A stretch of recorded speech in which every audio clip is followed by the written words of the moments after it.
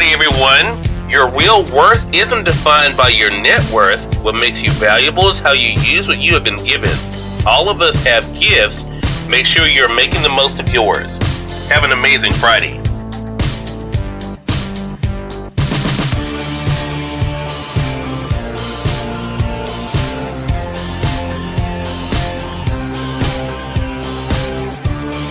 It is now the bottom of the hour.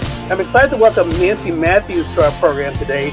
Nancy is an author of a book. I'm going to go ahead and highlight it in the carousel for you guys. There it is, The One Philosophy. We're going to talk to Nancy not only about the re-release of the book, but also what it's been like for her to share the message with all of you guys. Nancy, great to have you on with us. Hello, hello, hello. So happy to be here.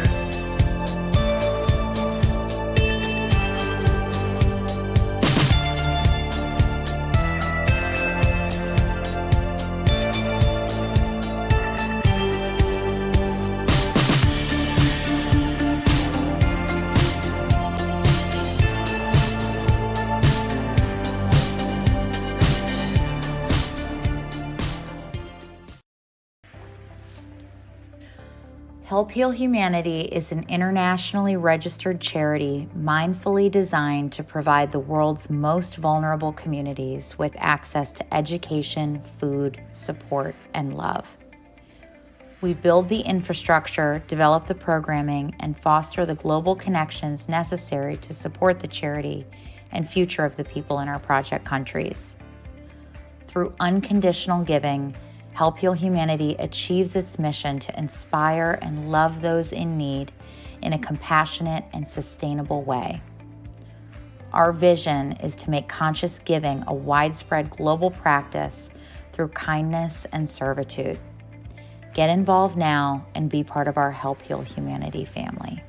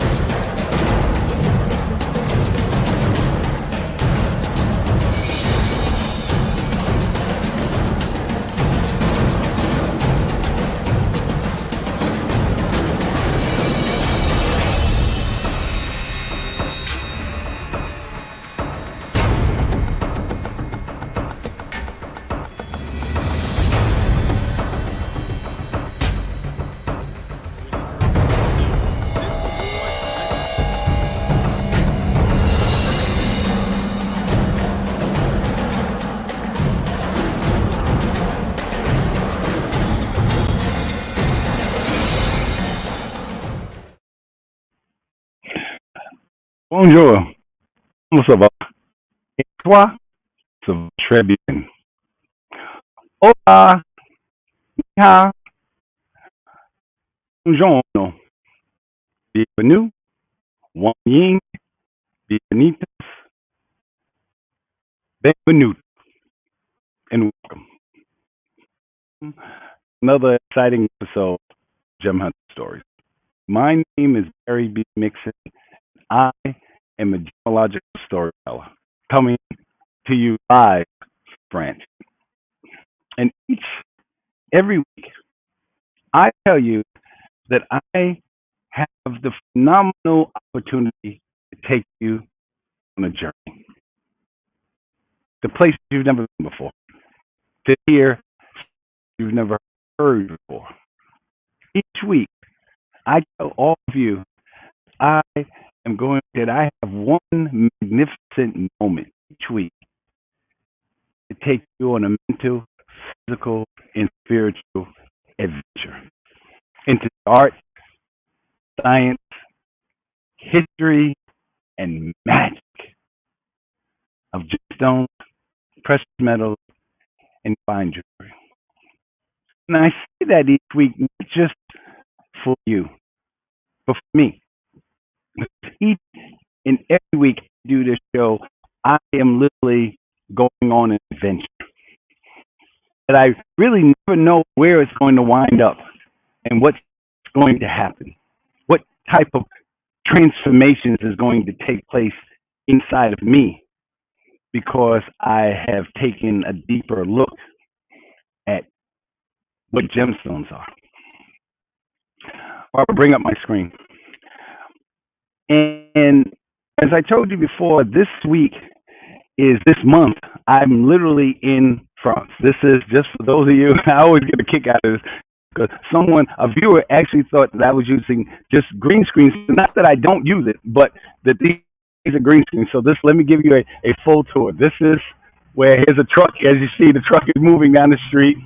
And this is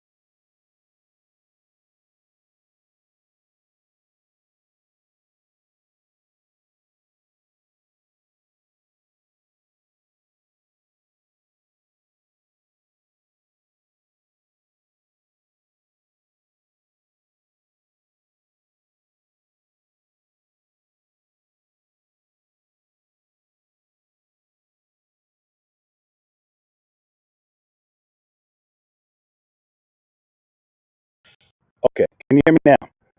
How's that, Barbara? Sound check. Can you hear me? Can you hear me? Test, test. It's only a little better. I'm sorry. I thought my sound was going to be a whole lot better than this. Obviously, it's not. That's what happens when you're outside. So, um, how can I go? Okay, so we were talking about opals. Is it clear enough where you can hear me, Barbara? Is it clear enough that you can hear me? Little better? No? Yes? It'll do. Okay, great. Thank you. So, let's do this. Speakers, output. Okay, output. Okay, cool. So, opals. Let's get right into it. When you look at opal, what is an opal? An opal is a gemstone that truly depends on the light more than any other gemstone. An opal depends on light. All gemstones depend on light to exist because when you think about it, a gemstone is nothing. The value of it does not exist unless there is light. And what's amazing about an opal is lies in its chemical composition. What is an opal made out of? An opal is made out of silicon dioxide with just a hint of water. That this lays on a thin layer of water. In the silicon dioxide, I'll use these balls as an example, are just set up in microscopic beads that come together in no particular order, lying on a bed of water. And what makes opal really interesting is that the percentage of silicon and oxide and oxygen that's in the earth. I looked at the 10 top elements and opal, silicon, 27% of the earth is made up of silicon. When you look at the numbers, oxygen, or 28%, is made up of silicon. Almost 47% of the earth's crust, the whole entire earth, is made up of oxygen. So when you talk about an opal, you're talking about something that is ubiquitous, something that is part of the whole entire Earth crust. And what makes it unique, even though it's so ubiquitous that it comes together in such a format, it comes together in beads that have no particular molecular structure. So here is something that's general and it comes together in beads sitting on a layer of water. It's amorphous, meaning it doesn't have, it's not like a crystal. It doesn't have a particular structure. So everything that we value in an opal comes from that molecular structure and how it interacts. And then also with that structure, there's certain impurities, certain things that are not a part of the basic chemical structure of an opal, silicon dioxide. So it has impurities. There are things in it. There are things in it that make it just slightly different. Whatever it grew up in, whatever environment it grew up, you have opals found all over the world. Some of the best opals in the world are found in Australia. Black opals. My a friend, Mark Reynolds, he's a Toastmasters from Australia, reminded me of that the other day. Hey, Mark. And from so you have a ubiquitous structure that can be found everywhere, silicon and oxide, with a thin layer of water. And what happens is the light shines into that opal. And from that light, when that light goes into the opal, it has a takes a process takes place which is called refraction. Refraction is where the light is split up into different rays, different waves of light. Those of you who remember your seventh and eighth grade science, remember that the electromagnetic spectrum, everything from gamma rays all the way to radio waves. Those of you who are fans of the Hulk is powerful because of gamma rays, which sits on one side of the spectrum, where the waves are very short, extremely powerful. And then on the other side of that spectrum, you have radio waves. And in that thin section, right in the middle, of the electromagnetic spectrum is visible light. So we're not talking about just something that's just there, found in the store. You like it because it's just something that you enjoy. And I like wearing opals. It's something that is part of the larger universe, light. And one of the things that happened as I was thinking about this show is I was thinking about the relationship with opal and the light, because every opal that you're looking at something that is the same. It is the same in its basic chemical composition. It looks different because of the different impurities that's contained in that. So Ethiopian opal is different than Hungarian opal, which is there is such thing as a Hungarian opal. Napoleon bought his wife a Hungarian opal, which was actually a very popular opal in the 18th century. You got Australian opal, you have South American opal, you have Brazilian opal. But each opal, each type of opal, even though it has the same basic chemical composition, is different because it interacts with the light differently. The way it takes that light, the same light, we're talking about the same light that all of us experience. Each piece of opal, each species of opal takes that light and interacts with it in a completely different way. So therefore it looks different. It has similar characteristics, but the things that we value about it is different because of that interaction. And that when you really think about just the amazement of that how something could be the same but yet be so different. And because it's so different, it tells a different what? Story, which is what I say every week. Discover the value of your story. Yes, you are a person. Yes, you are a human being. But what is your story? How do you interact with light? What is the things that people see in you when they see you? What is the colors? What do you radiate? Are your colors bright? Are your colors vibrant? Is your spirit engaging? Is it empowering? So I was when I started this month, before I started this trip, I knew that I was going to talk about opal. I just didn't realize where I was going to wind up as I was talking about this beautiful gemstone, which of course is my birthstone, and I celebrate my birthday here in France. An opal. How does it interact with the light? So, and as I thought about that, just the whole concept of we're talking about something that everything that's on this planet has a relationship with the light. So I started thinking to myself, how do we take that to the next level? What exactly does that mean? The other day I was teaching my kids, and you guys know that I teach all over the world, and I was teaching my kids from China and from India, and we were talking about a paradigm shift. A paradigm shift, for those of you who don't have never heard the term before, you're not familiar, a paradigm shift, the term was coined by philosopher Thomas S. Kuhn, where you have a certain way of thinking about something, a certain theory, a certain way of seeing the world, your certain perspective. And because of something happened, you see the world in a different place, in a different way. And it started to happen to me when I discovered this incredibly beautiful game called Petanque.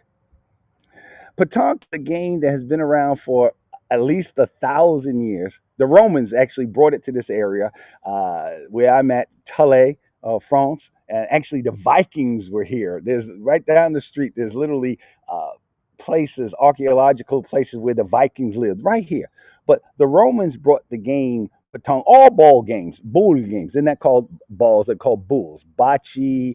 A lot of those games are similar to Petanque, but Petanque was created here in France. And when I started with these three balls that my manager here in Europe, Catherine, presented to me the last time I was here. Well, actually, she got them for me when I went back to the States and told me about it. So, because I love Napoleon, I wanted Napoleon Wa to be imprinted in my on my bulls. Okay, so when I came here was the first time that I got a chance to really play Petanque. And the last time I was here, I met some guys who are national champions, and I told you about those on Facebook. Those guys on Facebook, Renault and Marco and Jean Marc, and these guys, and they took me in. They took me in. I just went there to really take pictures of just guys, French guys playing this game, and they looked at me and they said, "Hey, what are you doing?" I said, "I'm just watching you guys. Do you mind me taking pictures?" And they said, "No, why don't you play?" And at first, I was just thinking, okay, it's a game. I'll try it, no problem. But it wasn't until this trip that I began to really understand the deeper meaning of it. A couple days ago, actually last weekend, there was a wonderful wine festival going on in a arena in this area. They actually have bullfights in this area, real bullfights. And I got a chance. I didn't get a chance to go last time, but this time I got a chance to go in the arena that's right in the middle of the town of Dax. Dax is the bigger, larger town. And when I went there, here's the bull. So literally, they have real, authentic bullfights in this town that I live in because it's so close to Spain. And I just found out a little while ago that it was, of course, not Napoleon himself, but Napoleon III, who was the first person who brought, or at least viewed and participated in bullfighting coming to France for the first time, right? Not in Dax, not in Calais, but in Bayonne, which is about maybe 20 miles, 50 miles from here. So, Bayonne. So I went to this wine festival. I went to this wine festival and was looking at just all the scenery of the bullfights and the different matadors and the bulls and things like this. And it was amazing. It was amazing. What was even more amazing not only just the amount of people. This is during the bullfights here usually take place in August. So I missed the bullfighting season. One of these days I'll come. August is a not the best time to come to France because there's so many. Everybody's on vacation. People in France in vacation. People from all over the world come to France during the summertime. So August is not the best time. This is the best time to really come to France if you want to experience the country and really have a chance to just let it sink in. But anyhow, so I'm at this arena where they have the bullfights and they have this wine festival every year. So I went and it was amazing because they had wine distributors from all over the region selling their wine from grapes, wine from all types of different types of grapes and all types of soil, sweet wines, semi-sweet wines, wines that were almost to me bitter to the taste, but someone liked those wines, and they were all here. And what got me, the beginning of it was just how many people who are here of different colors, different ethnicities, different ages, men, women, different, well, different genders, obviously, but they were all here at one place. And as I started tasting all the different wonderful wines, what really got me was just how the hospitality. The hospitality is really what I have come to love about this country because here, for the first time in my life, I'm not a black man. I'm just a man. Now, they may look at me because I'm large, I'm a large guy. They may look at me because I'm an American. But what they see, the reaction that I get from them is just that the fact that I am a man. And they are offering me something that is precious to them, which is vin. And when they serve you the wine, they serve you the wine with that spirit, that energy, that you know that this is something that they've made. Their story is in that glass of wine, and they give it to you, and you I don't know a whole lot about wine. I'm not one of these people that, I know how to swirl the glass and things like this, but I don't call myself a vin aficionado. I just know what I like and know what it tastes like. But what always gets me as a storyteller is how they present it. The story that's involved in them processing the wine. And as I went around and saw the colors and the different types of bottles and the different ways, and I learned the different regions and the different ways you made the wine. When I left the excuse to ride the truck, I saw something even more amazing. All around the arena, I saw people playing petanque. Men, women, young, old, people who are in shape, people who are out of shape, they were all playing this wonderful game. And I started thinking about how Opal is nothing but bulls, silicon bulls coming together in no particular order. And from that experience comes what we think about when we think about Opal, the beautiful play of colors. And that's what I saw. That's what I saw in real time. A beautiful play of colors, and the sky was this gorgeous blue color, and with this light peppering of big white clouds, and there was no bugs out there, just a nice gentle breeze, and everyone was playing this game of petanque. And what got me was not there was competitiveness, there was engagement in the game, but what I saw more than anything else was how people were interacting with the light. And I started thinking to myself how Opal relates to us. How we can't we live like that? Last night I sat right here in front of my apartment and where I stay, and it was 12 o'clock at night, and it was total pitch black darkness, and there was absolutely no fear. I had no fear, no concern about someone hitting me over the head or something happening as a result of it. It was all about just light right over there where sorry, right there. There's it's called the reunions, which is kind of like the community meeting place. And what touched me almost to the point of tears is, why can't we live like that? Why can't we live in a world where people understand our stories, how we interact with the light, how each one of us have our own sense of who we are, the impurities, the things we all know that we're all human beings. That's the one thing, whether it be a Republican, a Democrat, an independent, someone from the United States, the United States, from France, from Madagascar, from Guadeloupe. Why can't we all come together? Why can't we understand that we all live on the same planet called Earth? That we all basically, no matter where we're from, we are all made up of the same things, even though an opal is just made up of two or three really simple basic elements: silicon oxide, hydrogen, talking about the water. And yet from that comes something beautiful.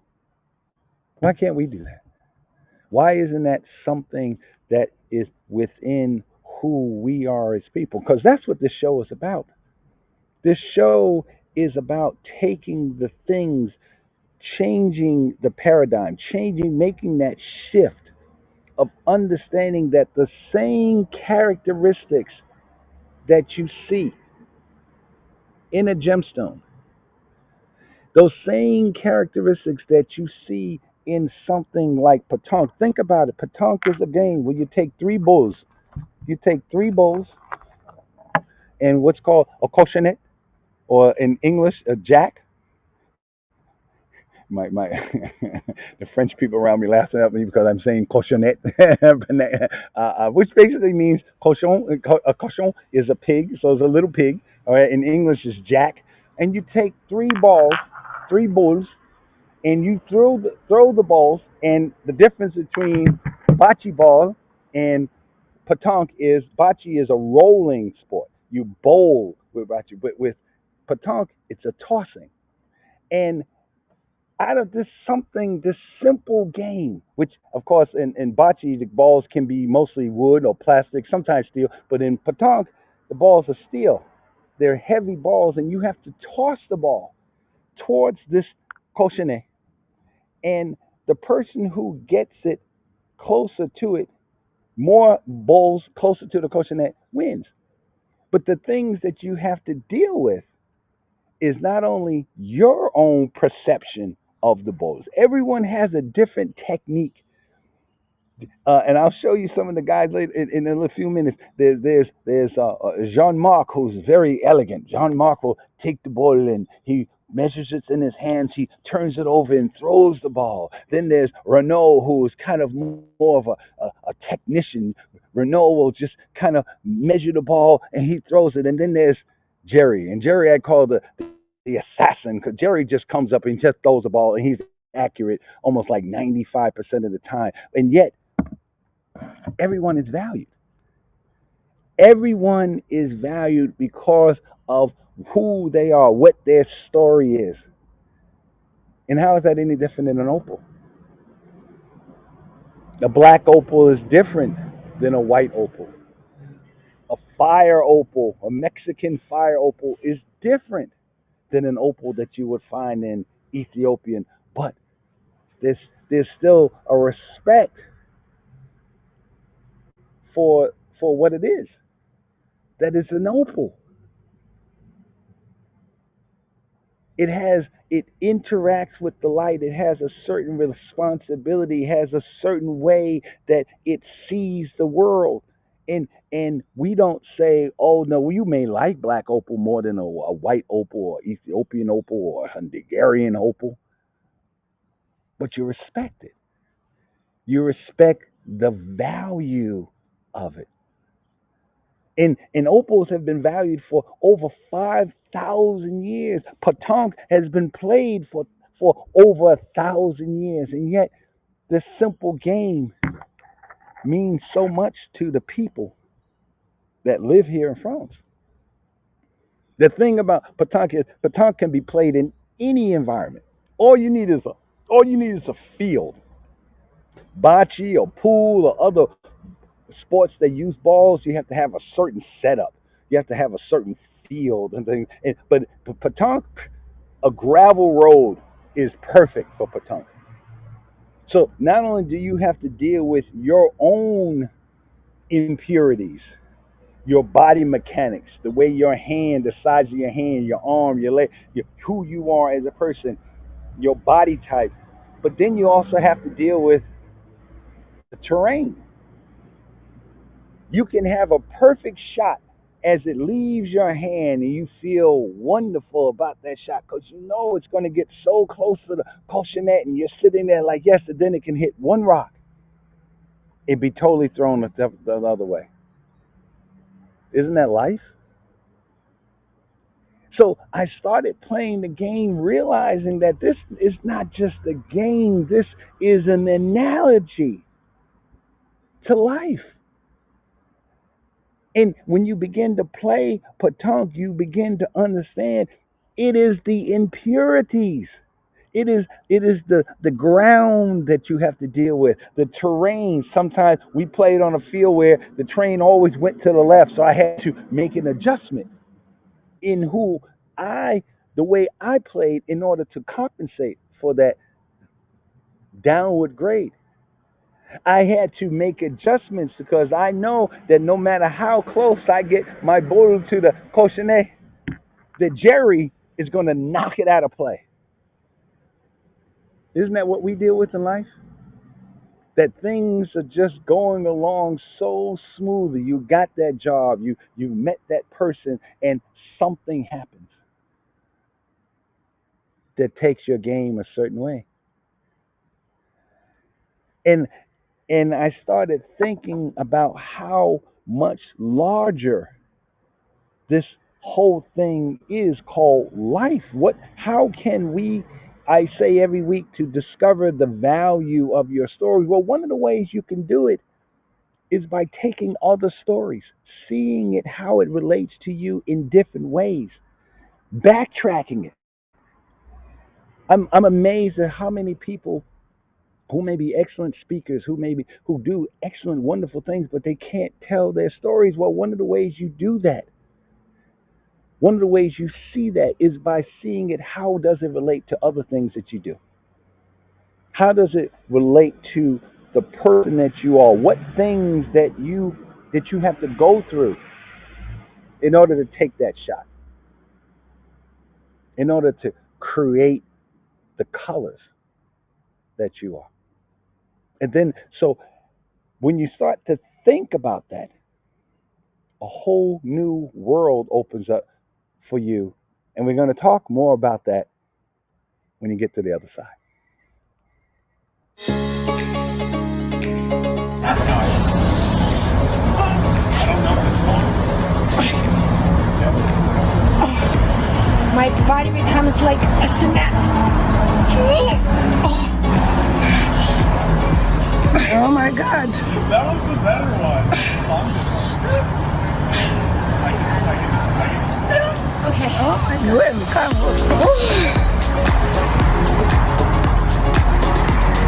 It's like magic. Literally like magic.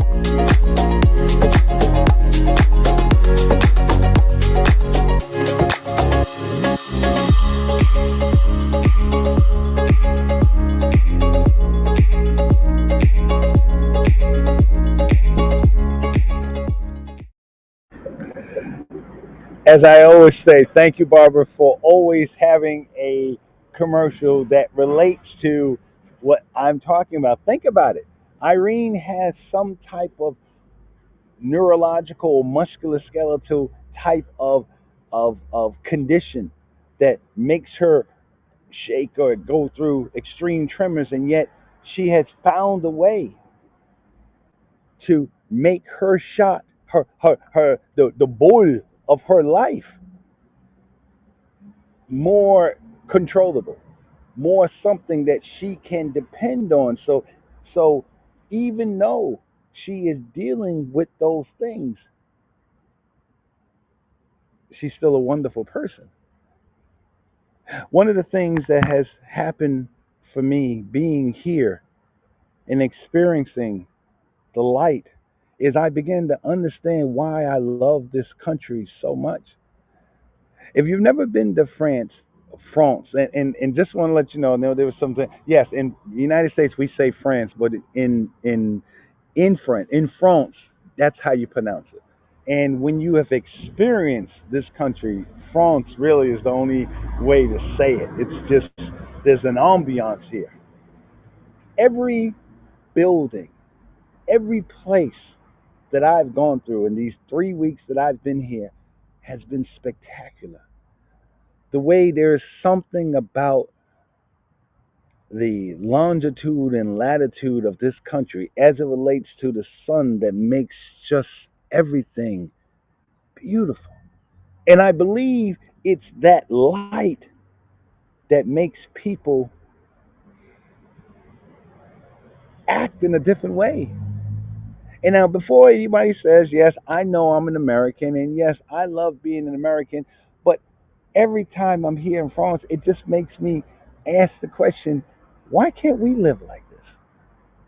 Why can't we live in a place where I can go to an arena where they're serving alcohol, and there was no limit to, I mean, you can only have three glasses. There was none of that. I had, well, according to some people, I had like 21 glasses, but I only had seven, and I was feeling nice. And there were people who had more than that, but yet there was there was respect. There was respect amongst the people, not only playing the game, but respect for the people who were there. The people who would walked around, and all you heard all day was bonjour, bonjour, comment ça va?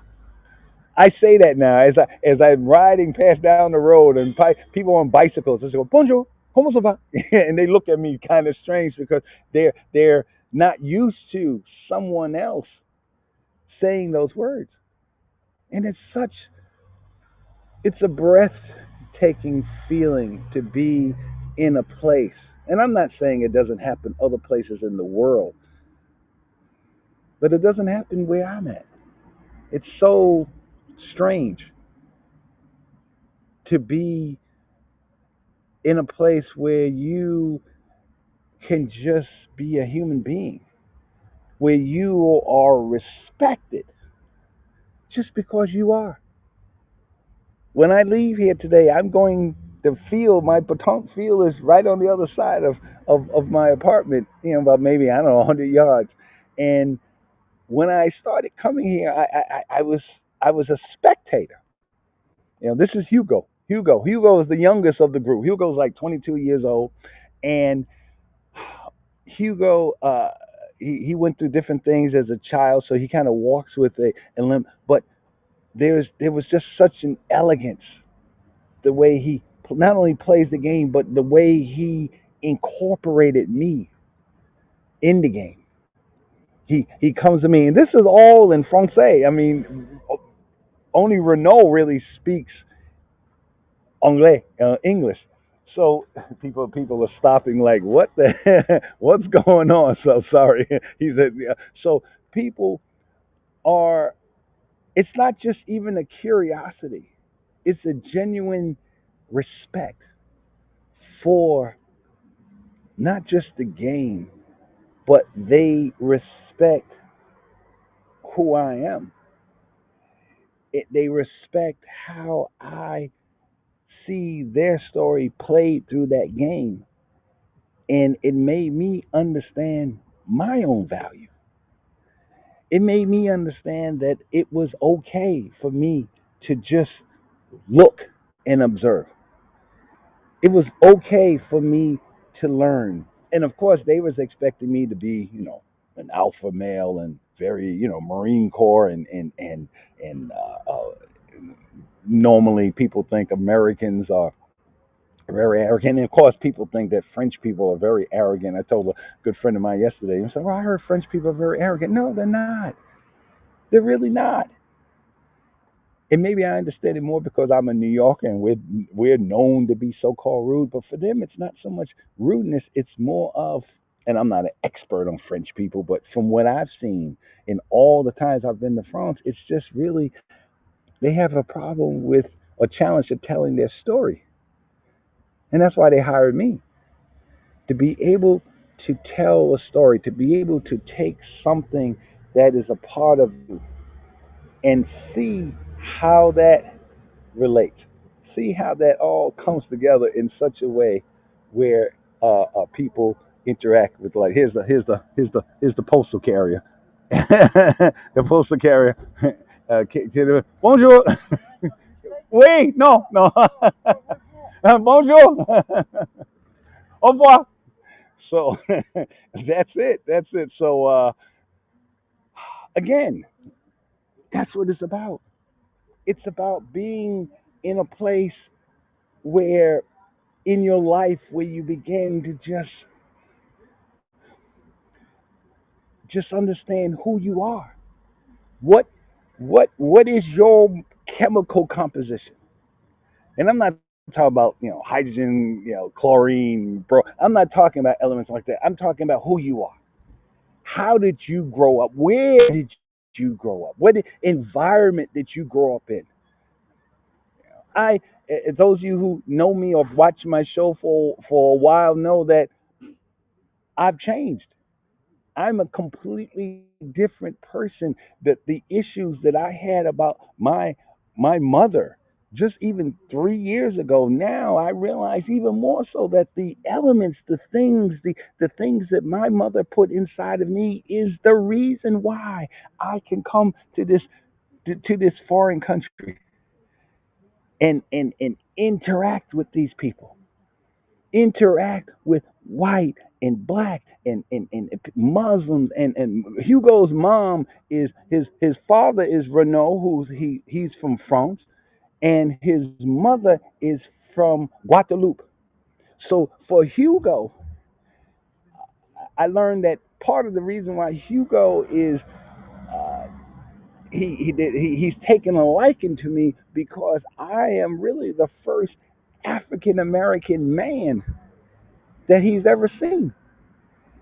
And it's amazing being able to have who you are as a person, all the things that your story, you're the antagonist, all the things that you have gone through in your life. My mother, I love my mother more today now is because she made me read.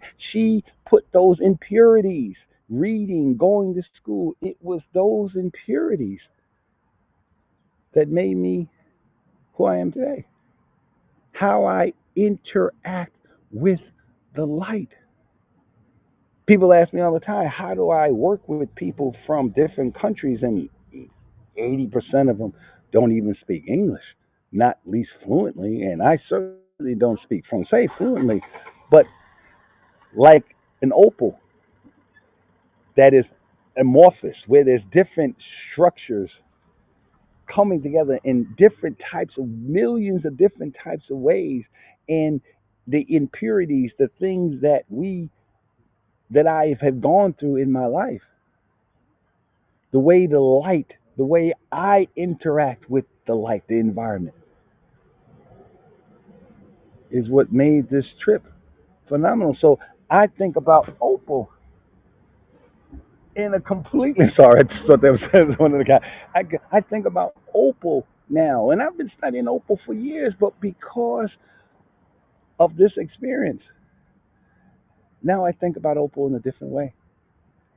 This game has been an analogy. This is me when I first started, and I looked at other people, other opals, and I looked at the way they move. What was their body mechanics? How did they relate their arms, their hand movement, their body structure? When I first started, I was bouncing. I was bouncing another guy named Alan, who I called my professor. Okay, because Alan came from across the field. I saw him looking at me like, who is this guy? And he came up, and I noticed he was looking at me, and I was looking at him, and I just said bonjour, and he's comment ça va? Ça va bien? And we went back and forth through this awkward French slash slight English translation back and forth of how he could help me. How could he help me? How he could take his experience and his story. And this is just one of the, Alan's one of the guys that does all the fields, all the grounds, and he does a magnificent job. And in France, it's different. The way they work is once you have a job, that's your job. That's your job pretty much for the rest of your life. But yet here in this country, you're not put down because you're a field hand, or you work in maintenance, because there's a level of respect. There's a level of respect and beauty for what you brought to the party. So when I first started playing, I was nervous. The ball, as Renault says, he says, Barry, when you first started playing pétanque, your ball would be 1 meter, 1 meter from the cochon, 1 meter, 3 feet, over 3 feet away from the cochon. But he says, I see that you improved. So because of that, and you got to understand, guys, I don't speak French fluently. I'm okay. Je comprends français, je lis français, but je travaille français. I work here. But here's someone who is a grown man who has taken. That's Renault right there in that picture. And just watching me, and so much of who I am in this game is because of his interaction with me. His interaction with me. So now, because I went outside that arena and saw everybody playing this game called pétanque, and I realized that there were people who were men and women and old, young and old, and there was a place for me in this game. There was a place that I could find myself. And it wasn't so much about winning or losing, even though I started winning after a while, at least helping, because it's a team sport, which makes it even more profound. Because you have to now take your story, who you are, and work with the other people on your team. You're not getting paid, you're not getting an award, it's just a game that manifests, that relates to life. And little by little, because I had a different understanding, a different perspective of what this game means in this country, I started playing differently. I started my hand motion, the confidence of the way I would throw the ball. The ball. I started thinking, okay, if Hugo did this and Francois did this, how was I going to do it?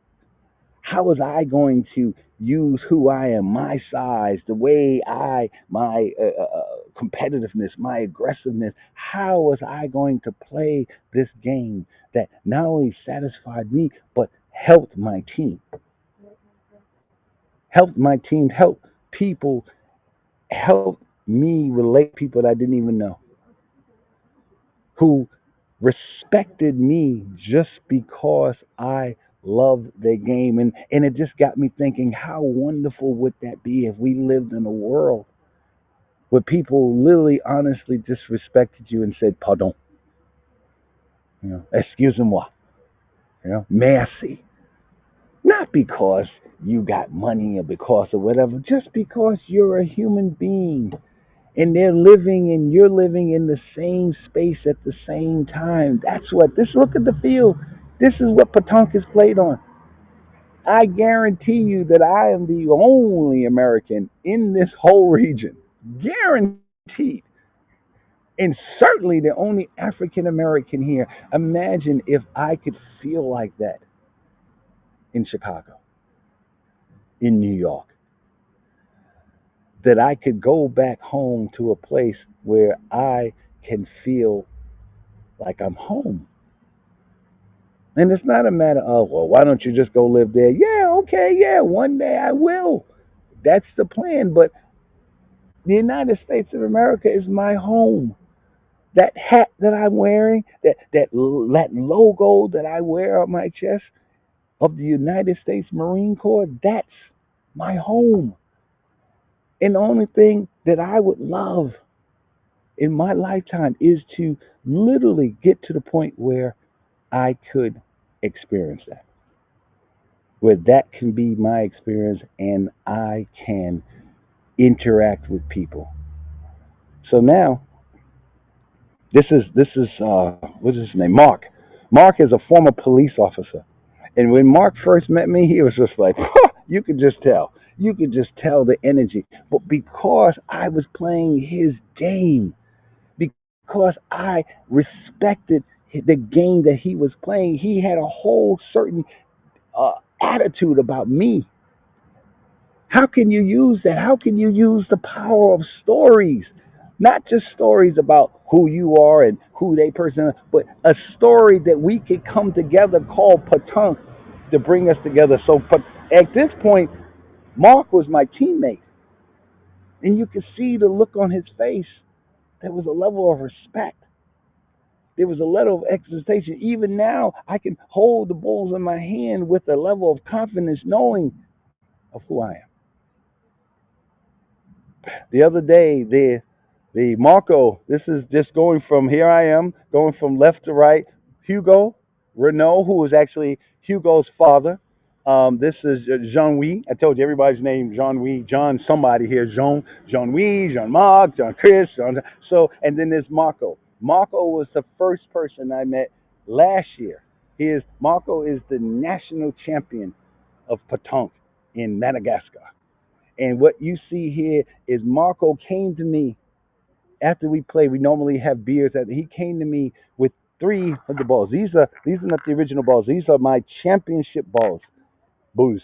And he gave them to me. He said, Barry, we would be honored if you accepted this gift from us, from the team. And we are so proud of you for what you've done. And it's still emotional for me because I realized at that real moment, that I had become everything that I was talking about today. I had become from those three balls, just like the silicon balls in an opal. I had become a black opal because the way I interact with the light. So, as always, my name is Barry B. Mixon, and I am a gemological storyteller. And what I would love for you to do is just to take the time to realize who you are, what you bring to the equation, what you bring this short amount of time that we are all here on this blue ball called Earth, and what's your reaction? How do you interact with people? How do you interact with the light? And I guarantee you, when you get to that point, you will see something beautiful, not just in the environment, but who you are as a person. So, as always, I will come to you with a new journey next week. I'll still be in France, and I hope you join me next week. So until then, au revoir, à tout à l'heure, voilà.